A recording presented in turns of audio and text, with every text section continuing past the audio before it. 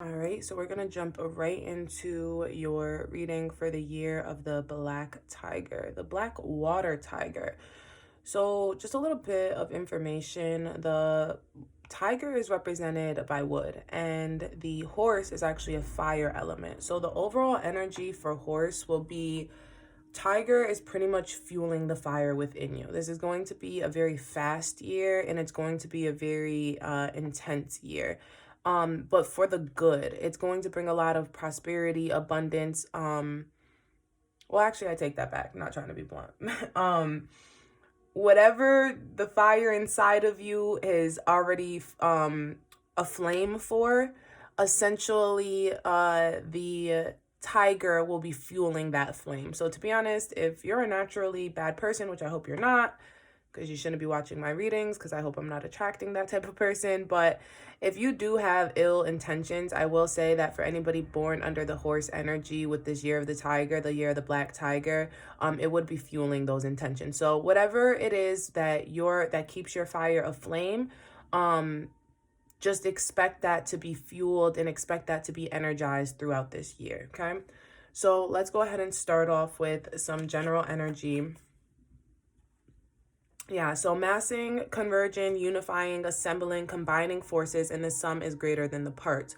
So in this year, you're going to find that you're going to have a lot of assistance to get things done. Like quite literally what I said about the fueling the fire, you're going to realize that people around you, people, places, things, like they're all converging and unifying like almost in this magical way for you, in order to help you achieve your goals. Like I said, whatever your goals are is going to be dependent on the kind of person you are naturally, but overall this year will kind of, like, horse is going to have a year of what we would like call maybe like the Eight of Wands energy in the tarot. And the Eight of Wands really represents like lovers coming in, fast situations, just a lot of love and admiration, a lot of gifts coming your way.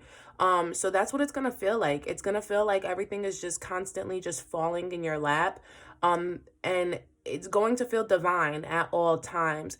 I will say that for the horse energy, you do want to be sure not to take advantage of this too much, because and not to accept the gifts from anybody who doesn't have good intentions for you. And well, we don't want to say good intentions because good intentions pave the way to hell, but we want to check the intentions of the persons given these gifts. Although we know that it's universally or divinely guided, we know it's the universe bringing these people into your, into your presence at specific times and things of that nature. It's like almost like serendipitous meetings and things of that nature. We don't want to rely too much on serendipity, right? We don't want to chalk everything up to serendipity. We do have to be careful not to accept gifts, not to get overly greedy, right? It's okay to accept the wonders of the universe, but it is also very important not to get too greedy. Because we have to remember that with the unifying, the combining of forces, the sum is greater than the parts, right? You have to remember not to take too much, because although it may seem as if people are in a position to give, you may realize later down the line that people were giving more than they can afford at the time, and that may cause resentment later down the line. So let's look into some more general energy. I'm gonna actually pull this one after. We're gonna pull this one first. Yeah, so maintain a low profile, look inward first, caution and moderation, difficulty, self-protection, and subdue your brilliance. So especially this is like literally, it's kind of like it's darkening of the light. Like I said, your fire is going to be you might become a wildfire, essentially. If you're actually somebody who's actually a fire sign on top of being this horse energy, I would look into kind of learning how to do some fire. You should be doing like fire magic, right? Lighting candles and asking for patience, asking for humility. Do fire work, and that's gonna really help you kind of bring this fire energy into a physical realm and take it out of your body, take it out of your energetical field, like kind of remove some of this from within the energetical field, within your aura, and put it out into your environment. And really, honestly, what I'm hearing is, yeah, that's why I'm hearing the candle thing. Protection candles. protection candles are going to be very good for you during this season, during this year, horse, because even though, like I said, you're receiving all these great things, you really want to protect yourself and make sure that you're not attracting any negative or dark forces on your path as a result. Because in the same sense of, even if you are somebody who's doing like wonderfully beautiful things for the collective, you really want to make sure that you're not being solicited by like people who are trying to propagandize or capitalize off of what you're doing, right? You may be doing something that is beautiful, and then you may get like, I'm hearing like investors coming in who don't have the same, you know, vision as you. And at first it seems great because this investor comes in, they have all this money, it's able to get your idea up and off the ground, but then you kind of figure out later on that this person they don't care about the main topic, the message, the core message that you're getting out as much as you do. So you really want to subdue your brilliance, because what that's saying is that you might have a valuable idea, but there might be people who don't necessarily align with the core message of that idea, right? They may just want to capitalize off of the idea itself. Another thing coming through is, even with the candle magic, this nighttime, this meditation and thing happening here on this card, meditation is definitely going to be key for you as well. Make sure that you're meditating and you're resetting your intentions and resetting your intuition constantly, grounding yourself constantly. I think that's why the candle energy is coming through so strongly, because when you light a candle, it really gives you a second to just like breathe out and kind of come into the present moment. And this can really help lead in your meditations. When we meditate, we want to meditate with intent, and we want to meditate. Well, I guess there's all different types of meditation. That's actually what I'm trying to say. There's all different types of meditation, right? There are meditations where you can astral project. There are mindful meditations. There are meditations that feel like daydreams. You want to be in a place where you're meditating to ground yourself. So it's really going to be about grounding yourself and remaining grounded and humble, remaining in this state of humility. And I think that's why this card waited, because this is how you're going to do that, is the family. Kindred spirits, community, our human family, intimate relationships, ancestry, heredity. What I'm hearing is that there are people in your family and that have your best intentions. What I'm hearing is that there's going to be people in your family who, I'm hearing that there's going to be people in your family who are going to be warning you about other people. I want you to be mindful of these people, because your family, whoever this is, whoever these people are, they actually love you. And you may feel as if they don't support your endeavors or support your love life, I'm hearing, but they're here. It's more than support, right? People don't always have to support craziness. And what I'm hearing is there's a difference between enabling and support. And it's like, you're used to enablers, you know, especially with this year coming in, you're going to have a lot of yes men. You're going to have a lot of people enabling any behavior that you have. These people are not going to be enablers, and you actually want to fall into these people. You want to fall into people who are going to give you constructive criticism, not judge you, but give you constructive criticism. And the reason for that is because that is going to help you remain humble. And that's also going to help you remain grounded. Very, very, very, very grounded. So let's just look into the general energy for couples, singles, and then your money. So let's see what the couples, what's happening for couples.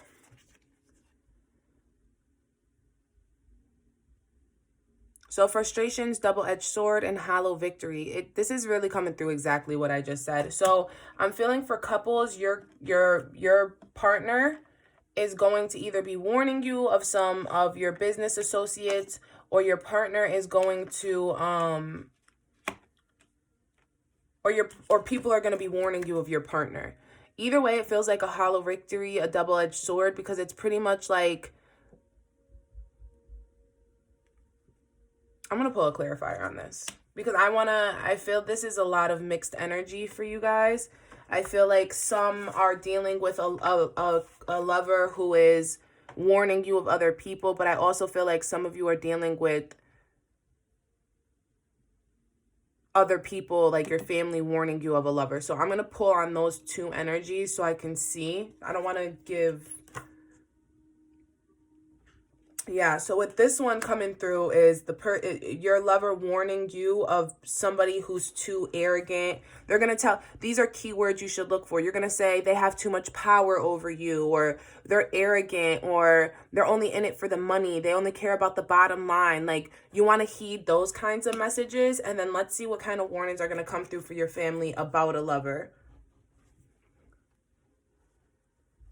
Six of Cups, happy house, childhood memories. So what this kind of warning will sound like, it'll sound like something like, that's how mom used to treat dad, or that's how dad treated mom. Is that what you want? Like, you want to repeat the past? Like, don't you remember how unhappy we were when we were younger? I'm hearing like a sibling saying these things.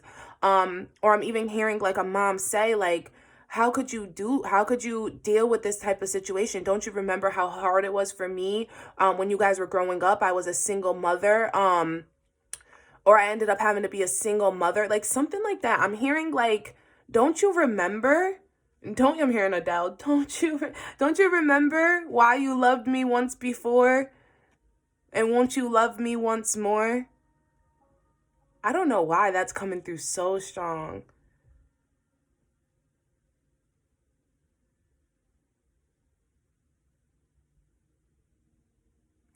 I'm hearing that there's a love you're trying to, like, this is a relationship that has been dead for a while. And I'm hearing that too, because you guys are horse, and I'm hearing like beating a dead horse, right? That's the idiom, that's the phrase, the metaphor.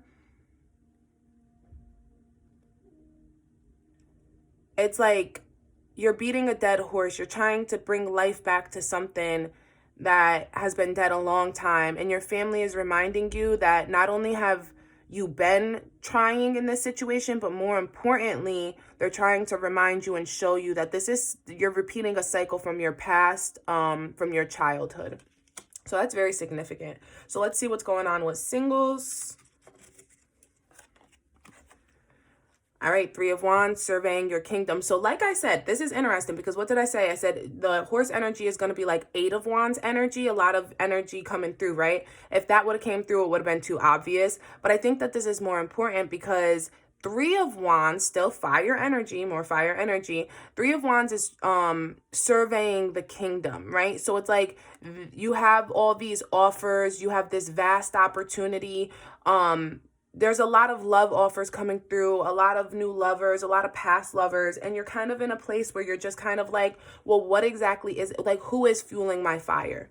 That's the question singles are asking, is like, who's going to fuel my fire? And I actually like this energy for singles because this is a question you want to ask. Like, you're not in a place where you're trying to jump into a relationship or jump into anything, especially like with this maintaining a low profile and looking inward first. It's matching that energy. It's kind of like, you are really very much looking inward into yourself before externally making decisions. In regards to love, your finances are a little bit different. You're feeling a little arrogant and you're jumping into things. You're taking risks because, like I said, you're getting so many offers and so many gifts financially that it almost seems silly to say no. Because I mean, honestly, if I was getting a whole bunch of financial gifts, like, I don't think I'd have like the prudence to be like, no, I just can't take that. Like, you get what I'm saying? So it's kind of like, I totally understand, but when it comes to love, you're not taking those same risks. There's something, especially with like this couple's energy, with this hollow victory, I feel as if you are somebody, this horse energy is something that has dealt with a lot of failed love affairs. So you're just not willing to have another failed love affair, especially because you're in such a happy place financially. You do not want to jeopardize that. Now, what I'm hearing for, let's pull this card, because what I'm hearing is, when I just said that, some people are like, why? Like, I'm not in a great place financially. Like, I want to be, but I'm not just yet, you know? What I'm hearing though with that is that you may not be exactly where you want to be, but you have more than other people.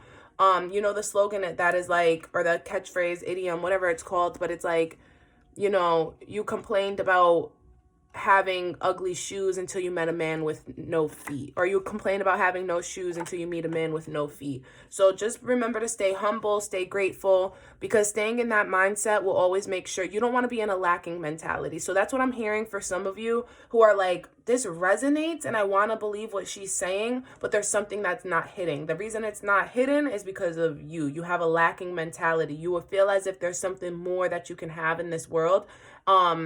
And that's like a level of greediness. And like, that's actually what I'm saying here overall, is that you need to humble yourself, right? And also too, with a lacking mentality, we often block the things that we're supposed to receive. So if you actually believe what I'm saying, it will be easier for you to receive the gifts that the universe has laid out for you in 2022.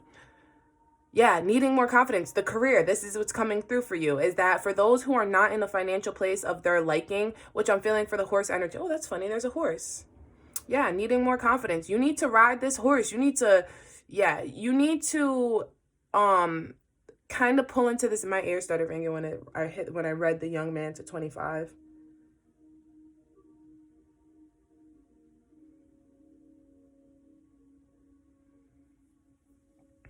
I'm hearing that, coming back to the sibling thing, the person who could be giving you advice could be younger than you. And the person who could be giving you advice is younger than you, and they're giving you advice about somebody who's older than them or older than you. So you feel as if they don't have enough understanding to make this constructive criticism, to point these things out. I don't know why I'm hearing that so strongly. I just needed to say that. But back to your money, needing more confidence. This is really about, like I said, changing your mentality, and pulling yourself out of the lacking mentality, pull yourself into a victor mentality. With the Knight of Cups, I want to also point out that it talks about true passions, true romance, true love. When we're talking about the Knight of Cups, this is a knight who's lacking the confidence to go get his deepest desires fulfilled. So I want to say that there is something that may be lacking. Like I'm saying, there's a lacking mentality, but what's lacking is the joy. What's lacking is the passion.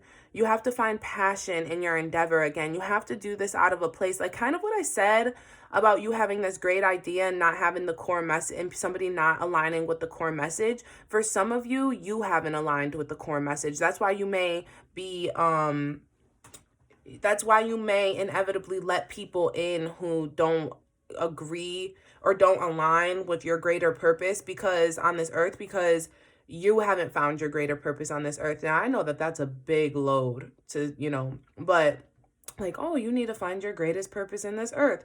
But that is what the Knight of Cups is about. You need to have, so even if it's not about finding necessarily your greatest purpose, you do need to find a purpose and make sure that that purpose is of use to not only the collective, but also of use to yourself. Like, you don't want to give so much to the collective. Like, you can't, make a product or make something that's going to change the world, but it takes all of your time and energy, and vice versa. You also don't want to create something that benefits you but doesn't benefit the world. So I know it's hard to find the balance between those two things, but it's possible, right? It's definitely possible. So overall, what I'm going to say for you, horse energy, is it's really about remaining humble throughout this year and really changing the way you see life and changing the way you see things.